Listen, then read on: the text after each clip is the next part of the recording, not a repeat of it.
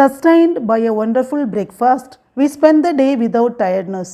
அருமையான காலை உணவினால் தாக்கு பிடித்து அன்றைய நாளை நாங்கள் சோர்வின்றி கழித்தோம். அதாவது காலையில் ஹெவியாக நாங்கள் பிரேக்ஃபாஸ்ட் சாப்பிட்டதுனால அன்று முழுவதும் டயர்ட் இல்லாமல் எங்களுக்கு தாக்கு பிடிக்க முடிந்தது அப்படிங்கிற மீனிங் இது வரும்.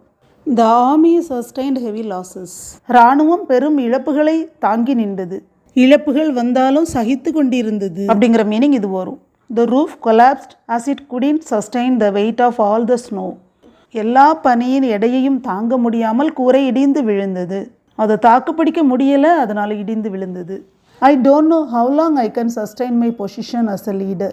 எவ்வளவு காலம் நான் எனது தலைமை பதவியை தக்க வைத்து கொள்ள முடியும் என எனக்கு தெரியவில்லை. My work sustains my family. எனது வேலை என் குடும்பத்தை தாங்குகிறது. We sustained ourselves on bread and water. நாங்கள் ரொட்டி மற்றும் தண்ணீர் மட்டுமே சாப்பிட்டு வாழ்ந்தோம். அதாவது அது மட்டுமே சாப்பிட்டு தாக்கு பிடித்தோம் அப்படிங்கிற மீனிங் இது வரும்.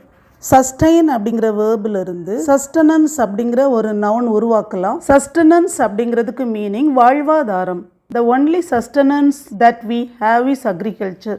எங்களிடம் இருக்கும் ஒரே வாழ்வாதாரம் விவசாயம்தான். எங்கள் பிழைப்பே இந்த விவசாயத்தை நம்பிதான் இருக்கிறது அப்படிங்கிற மீனிங் இது வரும்.